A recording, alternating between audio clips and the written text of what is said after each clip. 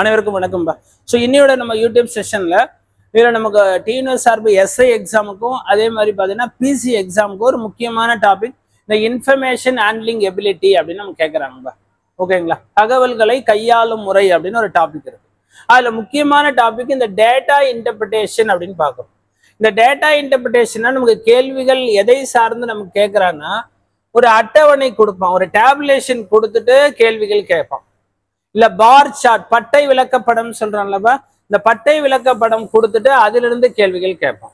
இல்லைன்னா pie chart, இவ வட்ட விளக்கப்படம் சர்க்குலர் டயக்ராம் சொல்றான்ல, இந்த பை சார்ட் கொடுத்துட்டு அதுல இருந்து நமக்கு கொஸ்டின்ஸ் வந்து கேட்பான். ரைட்டாப்பா? ஓகேங்களா?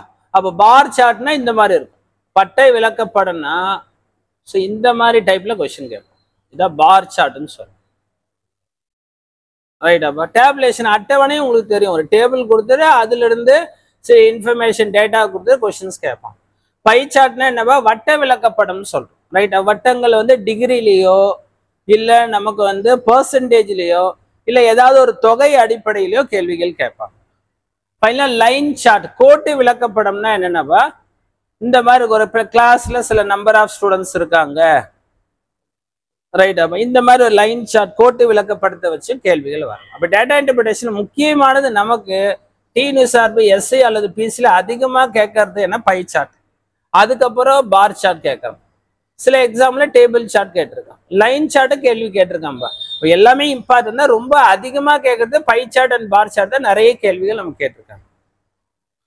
ரைட்டா?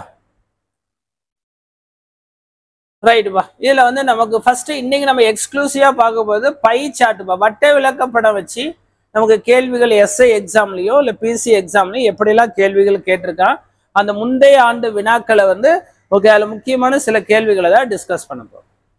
இதுல என்ன கேட்கிறான், முதல் கேள்வி, ஒரு மேனுடைய சேலரி 24,000 ரூபாய். ரைட்டாப்பா? இந்த பை சார்ட்ல அவர் எதுக்கெல்லாம் செலவு பண்ணிருக்கார், வீட்டு வாடகை, சேமிப்பு, உணவு, பொழுதுபோக்கு, கல்வி, அது வந்து விழுக்காடு பெர்சன்டேஜ்ல கொடுத்துருக்காம்பா. மொத்தமா ஆட் பண்ண 100 விழுக்காடு தான் வரப்போகுது. ரைட்டா? இதுதான் அவருடைய சம்பளம், 24,000 ரூபாய். இதாவது சொல்ல வர அந்த 100 விழுக்காடு தான் அவர் சம்பளம், 24,000 ரூபாய். அதுல வந்து வீட்டு வாடகைக்கு அவர் எவ்வளவு செலுத்துகிறார் அப்படின்னு கேட்க பாருங்கப்பா. வீட்டு வாடகைக்கு எவ்வளவு செலவு பண்றா, 14 விழுக்காடுப்பா. அப்ப மொத்த சம்பளம் 24,000 ரூபாய் வாங்குறான். அதுல 14 விழுக்காடு தொகைய வீட்டு வாடகைக்கு அவன் செலவழிக்கிறான்பா. அவன் மல்டிப்ளை பண்ணுங்கப்பா.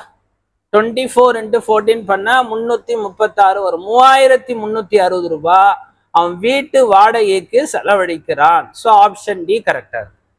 அப்ப இந்த கேள்வி வந்து பெர்சன்டேஜ் அடிப்படையாக கொண்ட வினாக்கள் அப்படின்னு பார்க்கணும். அதனால 100 விழுக்காடு தான் இந்த சேலரி. அதுல 14 விழுக்காடு தான் வீட்டு வாடகைக்கு அவர் செலுத்தக்கூடிய தொகை. ரைட்டா? ரொம்ப பேசிக்கா கேட்கணும்னா இப்படி கேள்வி கேட்கலாம். பட் ஃபவுண்டேஷன் இங்க இருந்து ஆரம்பிக்குது. இப்ப அடுத்த கேள்வி பாருங்க. இதுல என்ன சொல்லியிருக்கான் அப்படின்னா, இது வந்து நமக்கு எக்ஸாம்ல கேட்ட கொஸ்டின் நம்பர் அப்படியே ஆட் பண்ணிருக்கேன். ரைட்டா? Refer to the pie diagram. ரைட்டா?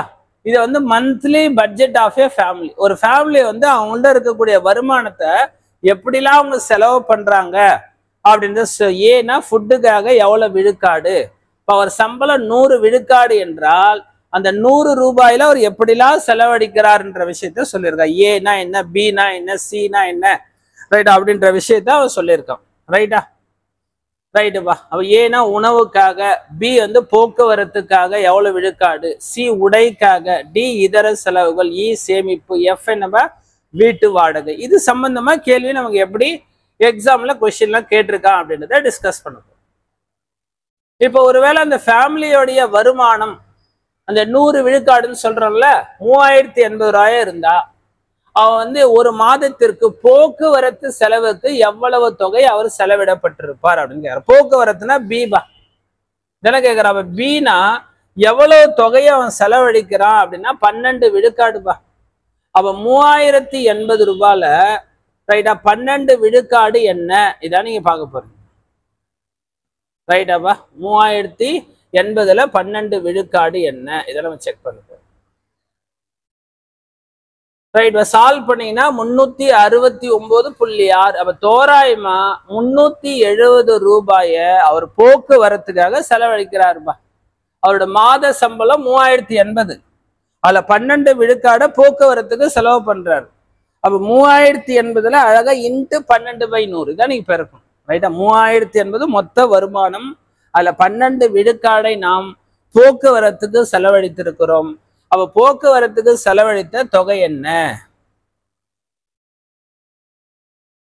ரைட் வா. ரெண்டாவது கேள்வி என்ன கேட்கிறான்னா, ஒரு மாதத்திற்கு குடும்பம் எவ்வளவு வீட்டு வாடகை செலுத்துகிறது அப்படின்னு கேட்கிறான். Paid by the family per month. அந்த ரெண்டு தான் கேட்கறான். அப்ப ரெண்டுனா என்னன்னு பாருங்கப்பா. ரைட்டா? வீட்டு வாடகை அப்படின்னா எஃப்ன்றம்பா. அப்ப எஃபோட வேல்யூ எவ்வளவுன்னா 15 விழுக்காடு அப்படின்னு சொல்றாங்க. ரைட்டா? அப்ப நம்ம போன கொஸ்டின்லயே பார்த்தோம் 3080 தான் அவரோட வருமானம் அப்படின்னு சொல்லியிருக்கான்.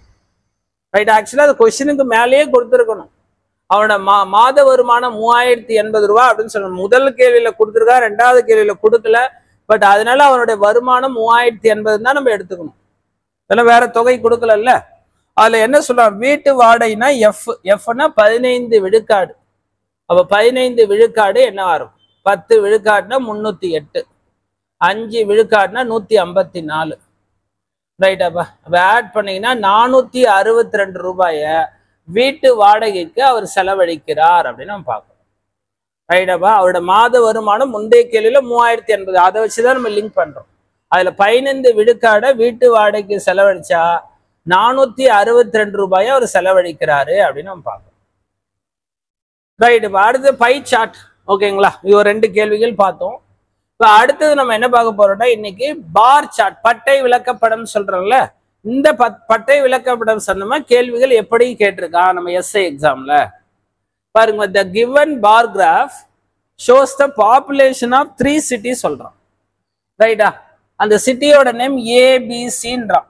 என்னென்ன வருஷம்? 2010, 15, 20. இந்த 3 ஆண்டு காலத்துல ஏ சிட்டி, பி சிட்டி, சி சிட்டில மக்கள் தொகை எப்படி இருக்கு அப்படின்றத பார் சார்ட்ல அவனே கொடுத்துருக்கான். இப்ப 2010ல இது ஏ, இது வந்து பி, இது சி, இதான் கொடுத்துருக்கு. ரைட்டாப்பா? 2010, 15, 20. இப்போ இதை வச்சு நமக்கு கேள்விகள் எப்படி கேட்கறா, அதுக்கு எப்படி ஆன்சர் பண்ண போறோம். ரைட்பா? இல்ல முதல் கேள்வி பாருங்கப்பா. 2010 இருந்து 2020 ஆண்டுக்கு நகரத்தின் மக்கள் தொகை அதிக சதவீதம் வேறுபாட்டில் எந்த நகரம் உள்ளது அப்படின்னு நம்ம கொஸ்டின் கேட்கறோம். அப்ப நீங்க போய் பார்க்கணும். சிட்டி ஏவை எடுத்துங்கப்பா. 2010. அடுத்தது 2020. 2010ல அவட மக்கள் தொகை 18. 2020ல சிட்டி எவ்வளவு? 30. அப்ப எவ்வளவு வித்தியாசம் அப்படின்னா 12. இதான் அதிகமா இருக்கு. 12 லட்சம் அதிகமா இருக்கு. இதெல்லாம் லட்சங்கள்ல கொடுத்துருக்காங்க. 18 லட்சத்துக்கு 30 லட்சமா மாறுதுன்னா 12 லட்சம். பை என்னப்பா எழுதுனா கீழே 18 லட்சத்துல தான் 12 லட்சம் அதிகமா. அப்ப 2, 6, 3, 6. அப்ப 200 3ஆல வகுத்தா நமக்கு 66 விழுக்காடு அப்படின்னு கிடைக்குது. தோராயமா 66.66 அந்த மாதிரி வரும். ரைட்டா? இப்ப பி நகரத்துக்கு வாங்கப்பா. இப்ப பி நகரம் 2010ல 30 லட்சமா இருக்கு மக்கள் தொகை. 2026ல அது 36 லட்சமாக மாறுது. அப்ப வித்தியாசம் 6 பை 30 லட்சம் இன்ட்டு 100. இதுல வெறும் பாத்தீங்கன்னா 20 விழுக்காடு தான் மக்கள் தொகை அதிகமாகுதுப்பா. அவன் அதிக சதவீதம் கேட்டிருக்கான். அப்ப இதுவரை ஏதான் வாய்ப்பு இருக்கு. பைல சியை போய் செக் பண்ணுங்கப்பா. 2010ல 25 லட்சம், 2020ல 33 லட்சம், வித்தியாசம் 8 பை 25 இன்ட்டு 100. இதை சால்வ் பண்ணா நமக்கு வெறும் 32 விழுக்காடு தான் அதிகமா இருக்குப்பா. அப்ப இதுல இருந்து நம்ம என்ன சொல்லிடலாம்னா, சிட்டி ஏ இதுதான் அதிக சதவீத வித்தியாசத்தை கொண்டுள்ளது. அதிகமான உயர்வு எங்க அப்படின்னு கேக்குறான். இந்த பாப்புலேஷன் எங்க அதிகமா இன்க்ரீஸ் ஆயிருக்குன்னா நகரம் ஏல தான் 66 விழுக்காடு அதிகமா இருக்கு. ரைட்டா? 18 to 30ல 18ல 12 லட்சம் அதிகமா இருக்கு. இங்க வெறும் 30ல 6 லட்சம், இங்க 25ல 8 லட்சம் தான் அதிகமா இருக்கு. அப்ப அதிக உயரம் நகரம் ஏ அப்படின்னு பார்க்கணும். ரைட். இப்ப அடுத்த கேள்வி பாருங்க. எந்த ஆண்டில் பி என்ற நகரத்தின் மக்கள் தொகையானது ஏ நகரத்தின் மக்கள் தொகையை விட 20 விழுக்காடு அதிகமா இருக்குன்னு கேட்கறான். அப்ப என்ன சொல்றான்? பி சிட்டி அப்படின்னு எடுத்துக்கிறோம். இது 2010ன்னு கொடுத்துருக்கான். அவன் என்ன சொல்லியிருக்கான்? ரைட்டாப்பா, எந்த ஆண்டில் பி நகரத்தின் மக்கள் தொகை ஏவோட கம்பேர் பண்ணான். ரைட்டாப்பா, ஏவும் பியோ நம்ம 2010ல போய் கம்பேர் பண்ணுங்கப்பா. ரைட்டா, பார்க்கலாமா? பாருங்க, 2010ல இது 18 to 30. 18 to 30னா 20 விழுக்காடு வருமானா வராதுப்பா. இப்பதான் நம்ம டிஸ்கஸ் பண்ண 66 விழுக்காடு நம்ம டிஸ்கஸ் பண்ணோம். ரைட்டா, அப்ப நெக்ஸ்ட் ஆப்ஷன் என்னன்னு பாருங்கப்பா. 2015ல போய் பாருங்க. 2050ல ஏல இருந்து பிக்கு எவ்வளவு விழுக்காடு உயரும்னு பாருங்க. ரைட்டா, ஏ வந்து 27, பி வந்து 35பா. டிஃபரன்ஸ் 8/27 × 100. இதுவும் வரலப்பா, 20 விழுக்காடு வரல. அப்ப 2020 ஆன்சரா இருக்கு போகுதுப்பா. ஏல 30, பில 36. அப்ப வித்தியாசம் 6 லட்சம் பை 30 × 100. இது கரெக்டா வருது பாருங்க, 20 விழுக்காடு உயர்வுப்பா. ரைட், அப்ப 2020வது வருஷத்துல ரைட்டாப்பா பி நகரம் ஏ நகரத்தை விட 20 விழுக்காடானது அதிகமாக உள்ளது. அப்ப 2020 இயர்ல தான் இந்த டிஃபரன்ஸ் நமக்கு கரெக்டா மேட்ச் ஆகுது. 20% டிஃபரன்ஸ் ஆகுது. அப்ப நான் நகரம் எதுவா சொல்லணும்? நகரம் இல்லை, இயர், ஆண்டு தான் கேட்கிறேன். 2020ஆம் ஆண்டில் பி நகரம் ஏ நகரத்தை விட 20 விழுக்காடு உயர்வு அப்படின்னு நம்ம பார்க்கிறோம். ரைட்டுப்பா, அடுத்தது ஒரு பை சார்ட்டை வச்சு நமக்கு டிஎன்யூஎஸ்ஆர்பி எஸ்ஏ எக்ஸாம்ல முந்தைய ஆண்டுல கேட்கப்பட்ட ஒரு வினாவை பார்க்க போறோம். ரைட்டா, ஒரு குடும்பம் தங்களுடைய வீட்டை புதுப்பிக்கும் செலவு, இந்த ரெனோவேஷனுக்கு எவ்வளவு செலவு பண்ணிருக்காங்கன்னா 1,20,000 ரூபாய் மொத்தம் செலவாகுது. இது பேர் 100 விழுக்காடு. பெர்சன்டேஜ்ல தானே கொடுத்துருக்கான். இப்படி சொல்ல எலக்ட்ரிக்கல், பிளம்பிங், ஃப்ளோரிங், ஆர்கிடெக்ட், ரைட்டா, இதர செலவுகள் இந்த மாதிரி கொடுத்துருக்கான். இதுக்கெல்லாம் செலவழித்த தொகைகளை பெர்சன்டேஜ்ல கொடுத்துட்டான்பா.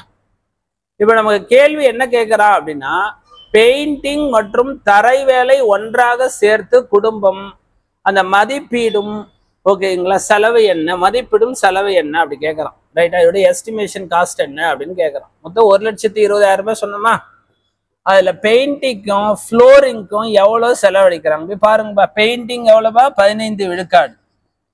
ரைட்டாப்பா, தரை வேலைன்னா என்னப்பாங்க ஓகேங்களா, ஃப்ளோரிங் ஒரு 14 விழுக்காடு. ஆக மொத்தம் 29 விழுக்காடு தொகையை செலவழிக்கிறாங்கப்பா.